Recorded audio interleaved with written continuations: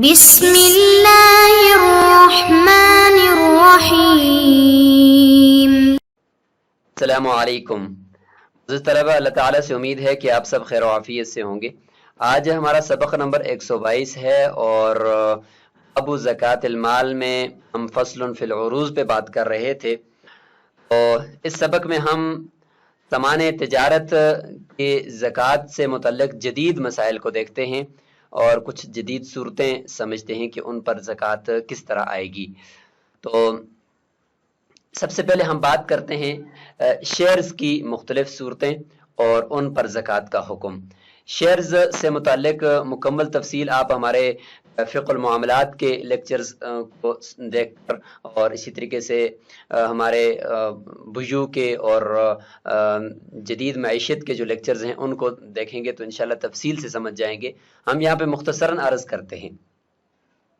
Shares یعنی مختلف stock market میں جو کمپنیاں کے شیئرز یعنی حصے دار بنتے ہیں لوگ اور ان کے حصے خریدتے ہیں اور اس بزنس کے اندر وہ شریک ہو جاتے ہیں اور پھر اس کے نفع کے اندر بھی وہ شریک ہوتے ہیں، تو وہ جو حصے ہوتے ہیں جس میں وہ حصہ لے کر اس کمپنی کا حصہ بن جاتے ہیں تو اس کو شیئرز کہتے ہیں۔ تو جو شخص جس کمپنی کا شیئرز خریدتا ہے اور پھر آگے اس کے اوپر بھی وہ بزنس کرتے رہتے ہیں تو اس شیئرز کے اوپر زکوٰۃ آئے گی یا نہیں آئے گی۔ تو شیئرز کی کچھ صورتیں ہوتی ہیں، ہم ہر ایک کو سمجھنے کی کوشش کرتے ہیں۔ تو شیئرز کی ایک صورت یہ ہوتی ہے کہ تجارتی کمپنی کی شیئر ہوتی ہیں۔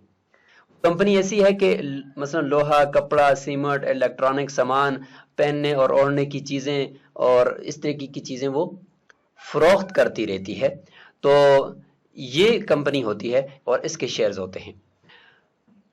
اور شیئرز وہ ایسی کمپنی کے ہوتے ہیں کہ جو خرید و فروخت نہیں کرتی، اجارہ والی کمپنی ہوتی ہے، یعنی مختلف جو کمپنیوں کے اندر یعنی وہ اس طرح کے مختلف چیزوں کے وہ کرائے وصول کرتی ہے۔ مثلا ریلوے کمپنی ہے، بس کمپنی ہے، وہ صرف کرائے وصول کرتی ہے اور اس کا کام کوئی خرید و فروخت نہیں ہوتا۔ تیسری ایک قسم کی کمپنی ہوتی ہے مینوفیکچر کمپنی، یعنی وہ باقاعدہ خام مال خرید کر اور پروڈکٹ تیار کرتی ہے اور اس کے بعد اس کو آگے فروخت کرتی ہے، سیل کرتی ہے۔ اب ان تینوں قسم کی کمپنیوں کے جو شیئرز اگر کوئی بندہ خریدتا ہے تو اس کا حکم بھی الگ ہوگا۔ یاد رکھیں یہاں پہ ہم نے جو اصل فقہی ضابطہ ہے اس کو ملحوظ خاطر رکھنا ہے کہ سامان تجارت کے اوپر تین طرح سے زکوٰۃ آتی ہے، تین شرائط جب ہوں۔ نمبر ایک کہ وہ جو چیز ہے وہ اس کا نصاب مکمل ہو اور 52.5 تولے چاندی تک اس کا نصاب پہنچ چکا ہو اس کی قیمت، اور دوسری یہ کہ اس پر سال گزر جائے، اور تیسری یہ ہے کہ وہ چیز تجارت کی نیت سے ہو۔ تو اب جو کمپنی تجارتی کمپنی ہوگی تو اس کے اندر جو آپ شیئرز خریدیں گے ان شیئرز پر بھی زکوٰۃ آئے گی اور آگے جو آپ نفع کمائیں گے اس نفع پر بھی زکوٰۃ آئے گی۔ تو اس لیے تجارتی کمپنی کے شیئرز اور منافع دونوں پر زکوٰۃ ہوگی کیونکہ اس کے اندر باقاعدہ تجارت ہو رہی ہے۔ اور اجارے والی کمپنی میں صرف آپ منافع پر ہی زکوٰۃ لے سکتے ہیں۔ شیئرز تو ایسے ہیں کہ وہ کمپنی کوئی بزنس نہیں کر رہی ہے، وہ کرائے وصول کرتی ہے، تو اب اس سے جو آپ کو نفع ہوگا ان شیئرز سے اس نفع پر زکوٰۃ آئے گی کیونکہ وہ ایک مال نامی ہے۔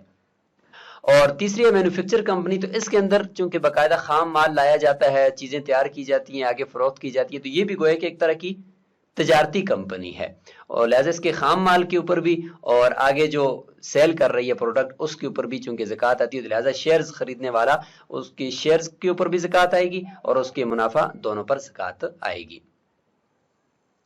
اب ہم بات کرتے ہیں مرغی کا جو فارم ہوتا ہے، اس کے اندر انڈے یعنی انڈوں کا فارم ہوتا ہے، اور کبھی جو ہے وہ مرغی کا جو فارم ہے وہ چوزے نکالنے کے لیے بنایا جاتا ہے یا مرغی کی فروخت کرنے کے لیے بنایا جاتا ہے۔ تو اس میں بھی دو قسمیں ہم کر لیتے ہیں، صرف انڈے اگر مقصود ہیں اس میں، اور کبھی یہ ہے کہ مرغی اور چوزے باقاعدہ ان کی خرید و فروخت ہوتی ہے، یہ والا فارم ہوتا ہے۔ اگر صرف انڈے مقصود ہیں صرف انڈوں کی آمدنی پر زکوٰۃ آئے گی اور مرغیوں پر زکوٰۃ نہیں ہوگی کیونکہ یہاں پہ مرغیاں وہ فروخت کے لیے نہیں ہوتی بلکہ مرغیاں صرف آلہ کے طور پر استعمال ہوتی ہیں۔ اور جہاں پہ مرغیوں اور چوزوں کی خرید و فروخت ہو رہی ہوتی ہے، چونکہ وہ مال تجارت ہیں، تو پھر اس صورت میں مرغیوں اور چوزوں کی مالیت یعنی اس کی جو قیمت ہے اس پر زکوٰۃ آئے گی سال کے پورا ہونے۔ کچھ مزید جدید صورتوں کے اوپر بھی بات کر لیتے ہیں۔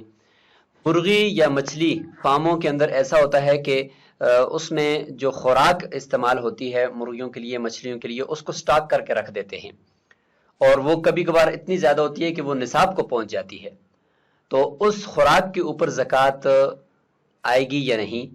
تو اس سے متعلق یہ جان لیں کہ اس کے اوپر زکوٰۃ نہیں ہے۔ کیوں نہیں ہے ابھی ہم بتاتے ہیں۔ اسی ساتھ ایک اور مسئلہ بھی ہم جوڑتے ہیں۔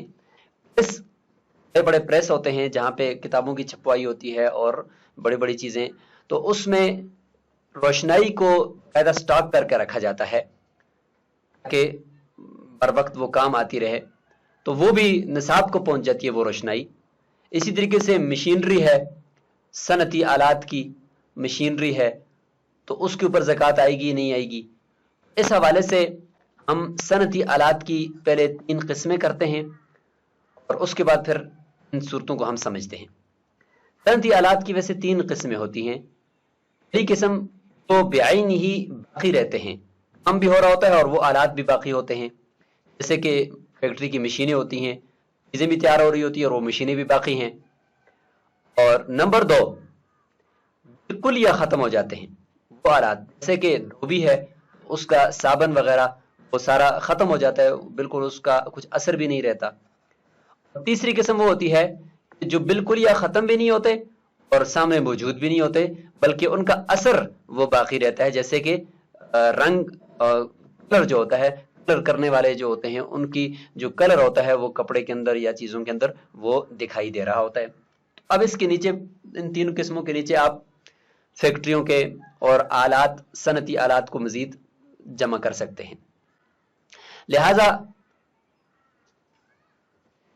جو آلات باقاعدہ باقی رہتے ہیں تو ان کے اوپر زکوٰۃ نہیں ہے، جیسے کہ فیکٹری کی مشینیں وغیرہ ہیں، کیونکہ یہ باقی رہتے ہیں اور ان کے ذریعے سے آگے کام ہو رہا ہوتا ہے تو ان کے اوپر زکوٰۃ نہیں ہے۔ اور جو بالکل ختم ہو گئے اور ان کا پتہ بھی نہیں ہے کہ وہ کدھر استعمال ہوئے، ان کے اندر بھی زکوٰۃ نہیں ہے، جیسے کہ یہ دوسری قسم ہے۔ رہے گی تیسری قسم کہ جس کا باقاعدہ اثر نظر آ رہا ہوتا ہے، تو ان کے اندر زکوٰۃ ہے کہ سامنے پتہ چل رہا ہے کہ انہوں نے اس چیز کو باقاعدہ رنگ کو استعمال کیا اور اس کا اثر بھی نظر آ رہا ہے اور پھر اس نے اس کی اجرت لی ہے، لہٰذا اس رنگ کی جو سٹاک ہے اس کے اوپر زکوٰۃ آئے گی۔ لہٰذا مرغی یا مچھلی فارموں میں استعمال ہونے والی جو خوراک ہے وہ ختم ہو جاتی ہے بالکل، لہٰذا یہ دوسری قسم میں آ گئی، اس پر زکوٰۃ نہیں ہے۔